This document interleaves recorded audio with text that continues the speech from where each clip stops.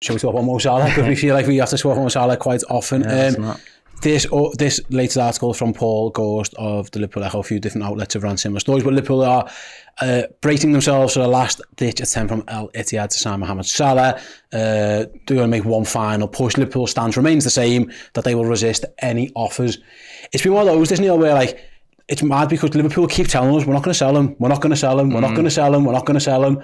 And to be fair to Liverpool, when they've done this in the past, and I think of Phil Coutinho, they stuck to their word, they didn't sell him. But there is still an anxiety around this because of the massive sums of money involved. Maybe Mohamed Salah pushes for them. We don't know what's going on behind the scenes, but Liverpool remain steadfast. And to be fair, they did this to Coutinho. He wanted to go and Liverpool said no. So there is precedent with it. But you're right, the £200 million plus reported offers and stuff, that's what's got everyone's nerves. What's your reading of the situation as we head towards this, what we think is a Thursday transfer deadline in Saudi Arabia? Yeah, I think it is a Thursday transfer deadline there, which is helpful. Definitely. Rather than having another couple of weeks. Yeah. Like I say, Liverpool's stance is the same. It was put to me on Monday. The managers outlined our stance on Sunday, which we saw that. He was asked by Paul Joyce in his press conference, Klopp, do you expect Liverpool's stance to remain the same? And he said, yup.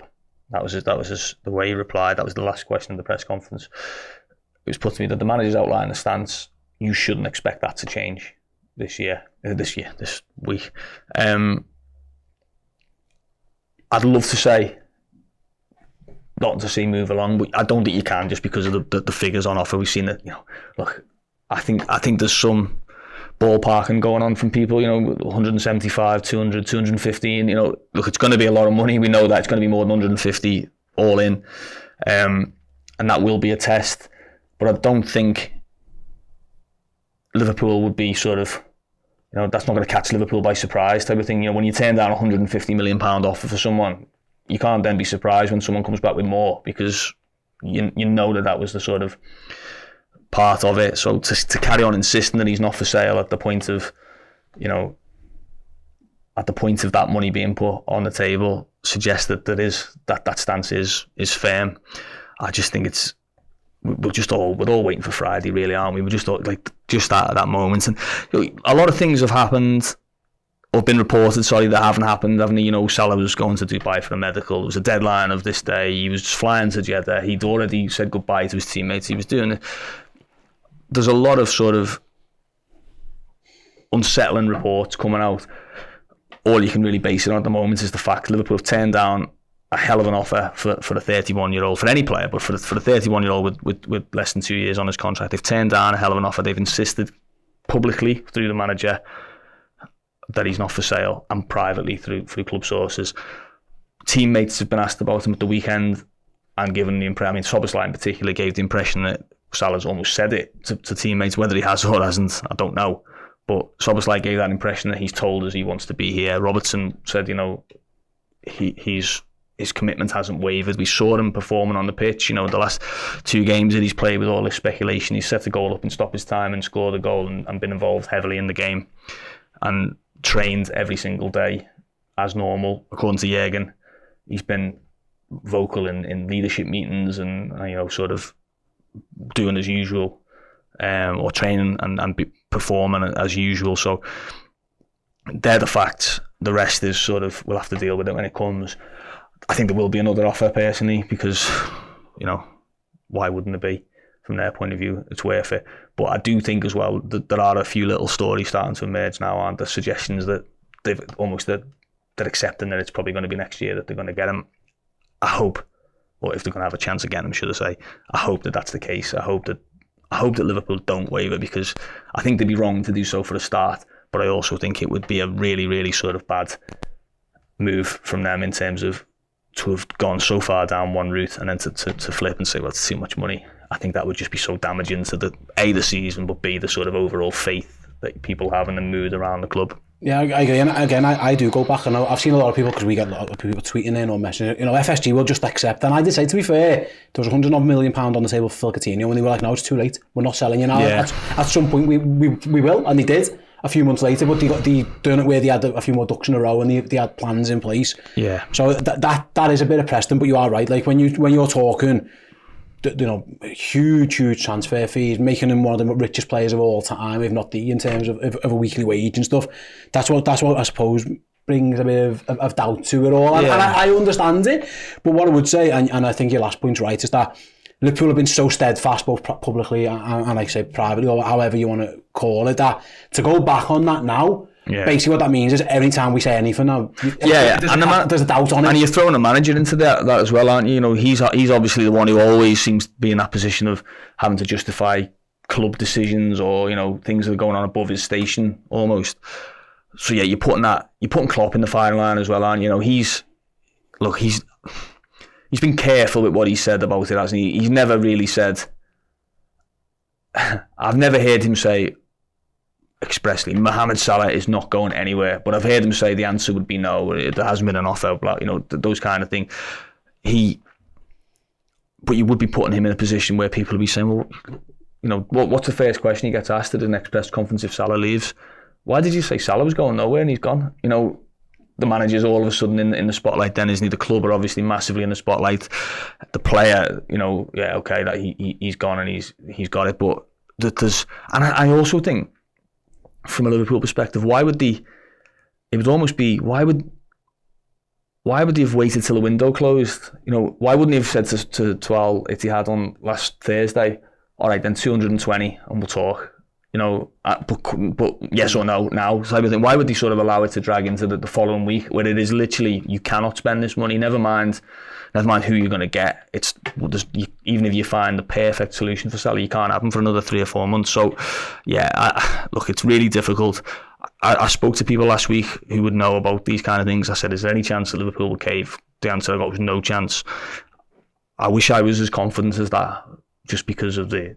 You're like us, because you're the same with that. I think we're all in this boat, to correct me if I'm wrong. It's like, it's just when there's that much money on offer for a lad who's 31, there's always going to be, but what if they do? That's because they are adamant, aren't they? Their stance is like, this isn't nothing, we're not going to accept it. But to be honest, it works the other way around, doesn't it? You know, when you see stories, let's just take a complete random sort of example, but Jude Bellingham, when he comes out, Liverpool have withdrawn from the race, there was still that feeling the next day of, I know, but what if they just, you know, like what, you know, so you know the things can change. You know, I think, look, my initial reaction when Jordan Henderson was linked with Saudi Arabia was, come on, have a word.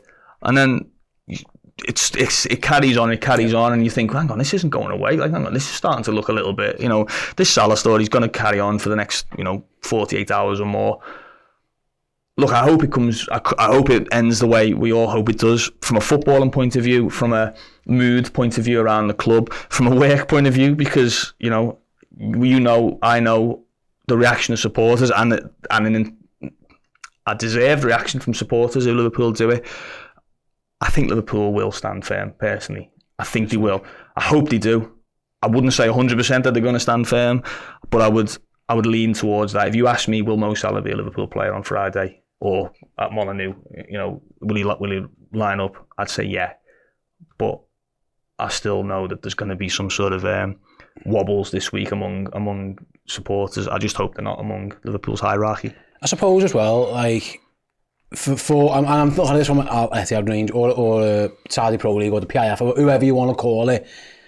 I was thinking back, I was away for deadline day, I was in Wales, but I was sat in the pub watching a bit of it on Sky Sports News, and every story was about Mo Salah, the one guy who actually wasn't going anywhere. And all these other teams were active in the market. Usually on deadline day, Liverpool have just signed a fella for 40 odd million. I think Man United signed the goalkeeper. There was loads of teams active in the market on that day, and the biggest story was Mohamed Salah. And that doesn't do the Saudi Pro League any harm. And that's my thing is, like, even if they don't get him now, the fact that they've shown a willingness. They did this with Mbappe. They went for Mbappe, they didn't get him, but no one's going, oh bloody hell, you look stupid. You went for him. You know what I mean? It's all. There's a lot of positive PR coming out for them at least. Even if they don't get him. I listened to the Friday night social on 5 Live, and Don Hutchison was on, and Don, really good pundit actually. Don, you know, like, sort of doesn't maybe get. You won't see him on Sky and things like that, but I listen to him, you know, and you hear him. He's a good co-commentator on European football, but he's been doing the Saudi League, and he was saying that about Neymar, you know.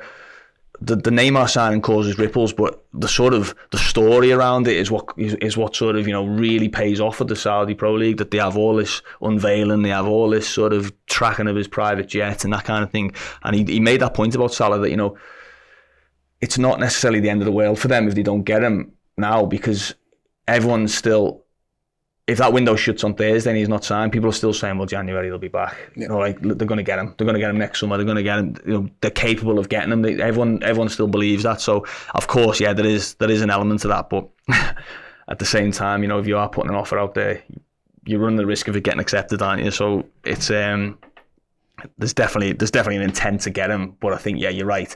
It doesn't do them any harm whatsoever to have the names Al-Ittihad, to have the Saudi Pro League, to have, you know, the city of Jeddah, all the, you know, the PIF linked in with this incredibly high profile footballer in the Premier League, you know, at the peak of his powers or around the peak of his powers.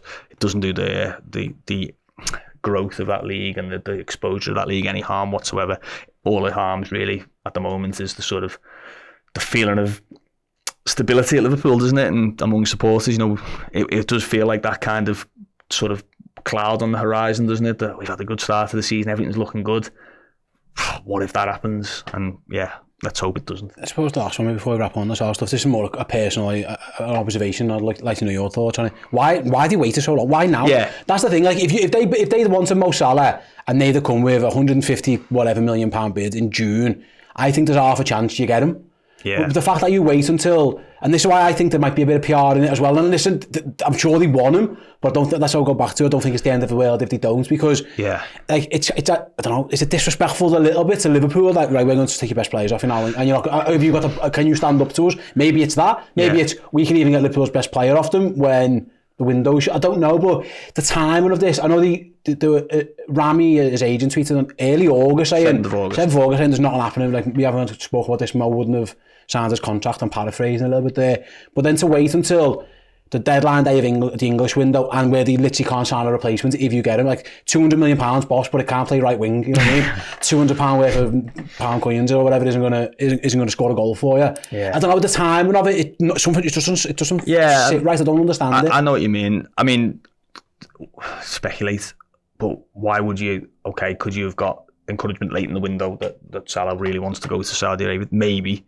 You know, that might explain it. You know, that all summer long, I mean, we saw it at Gravenberg, didn't we, that Liverpool weren't signing, and then all of a sudden there was a chance and he signed them. So maybe that was the case, that Liverpool aren't selling. Hang on, they might, you know, or, you know, Salah doesn't want to move. Actually, he does. You know, that could explain why you go so late. The PR element could explain, you know, when are you going to make the biggest splash going for Mo Salah? Late in the window, of course. Yeah, that could explain some of it. That you create this sort of absolute whirlwind of publicity, and like you say, you know, it was the big story of deadline day, wasn't it? Even though it was a non-story, in sense of actually anything happening. So there's a few reasons for that. I go back to sort of Salah.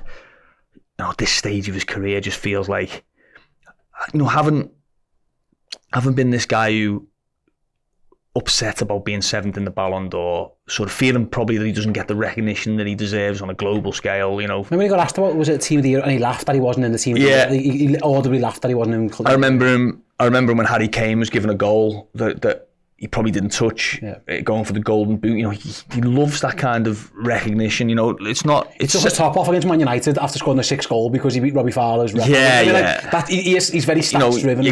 Absolutely. Yeah, Jürgen says that, hasn't he? Said like he'll know everything that sort of every record he can break. He's just broken one or equaled one at the weekend. You know, his own record, incredibly. You know, 10 games in a row where he scored or assisted. You know, just shows you just what he's about, really, doesn't it? And I don't know. Does it feel like, what he is and what he believes he is that he's Ronaldo, Messi levels of longevity. So that means he'll play till he's late 30s. Why now? Does it not feel like in 2 years' time you'll be going to the Saudi League, you know, 33, let's say, same sort of money. You know, I don't imagine they're going to sort of stop going on a pay-as-you-play deal and, you know, heavily incentivise that kind of stuff. But you might have a Ballon d'Or, you might have a European Cup, you might have a Europa League, you might have won the Premier League again, you might have absolutely cemented yourself as one of the great European, great players in European football.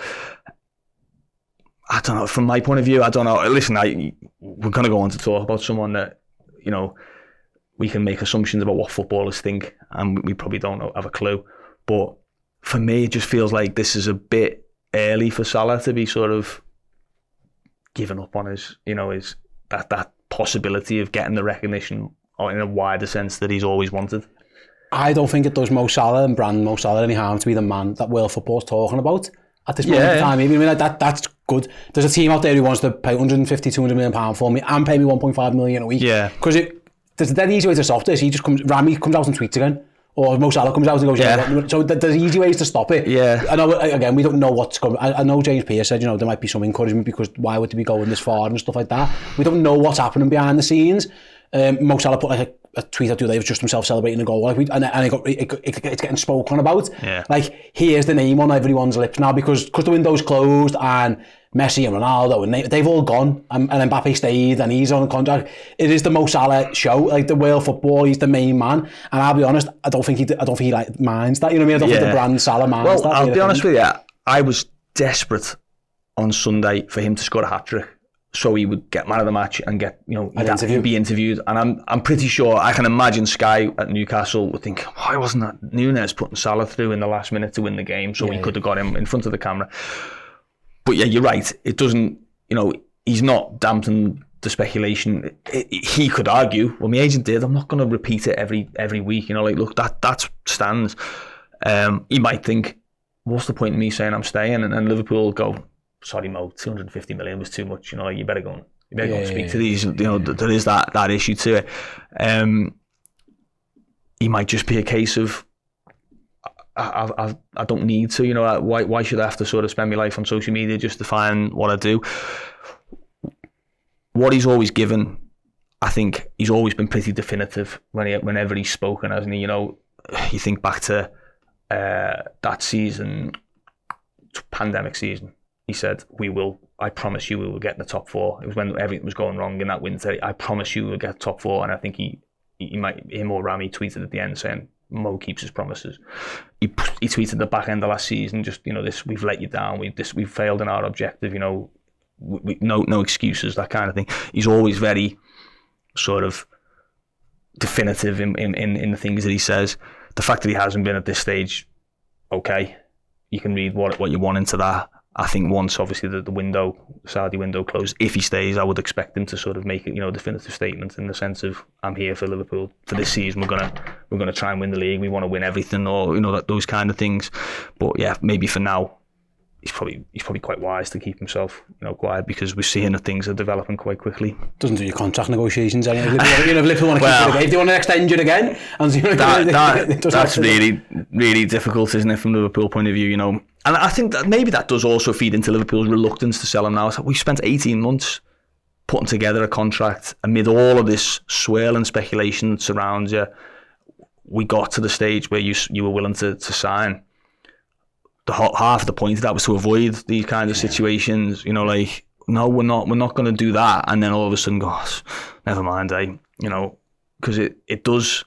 Like I say, it does set precedents. It does open the door to further problems. What happens in January if they say, we'll have Alisson as well, shall we?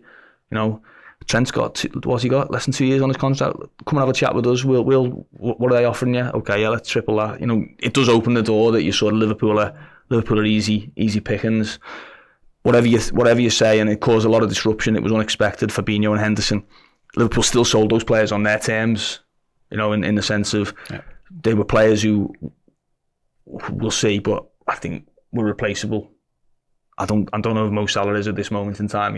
You've got to find a player, and I've seen some of the names linked, and I'm sure there'll be a lot of players that you can think and say they're potentially replacements, but there aren't many that you look and go, well, yeah, just put him in and it'll be the same. It'll be very different without Mo Salah if Liverpool let him go. Absolutely, yeah, fingers crossed. Let's get to Thursday. We've actually got a show penciled in for Friday morning, reacting either way, so hopefully it's a positive show on Friday morning and Mo Salah is staying at Liverpool Football Club. That's where we're at. Hey guys, hope you enjoyed that clip from Journo Insight. If you want to check out the entire show, we spoke with Ryan Gravenberch, Trent Alexander-Arnold, Ibu Konate, and give our reaction to Jordan Henderson's interview with The Athletic, as well as the Mohamed Salah conversation you've just heard or watched. Then check out the entire show over on redmenplus.com. We have Neil Jones in every single week for Journo Insight, plus loads more content. So yeah, redmenplus.com is the place to go for that. See you in a bit. Hey, thank you so much for watching the show. You're amazing. And if you want to signify your legendary status, then head over to redmenplus.com. Join as a legend tier subscriber. Not only you get all of the great video and podcast content, you'll also be entered into our monthly prize draw for great signed Liverpool gear, and you'll get access to our Discord as well, full of amazing Liverpool supporting human beings. Head to redmenplus.com and join as a legend tier today.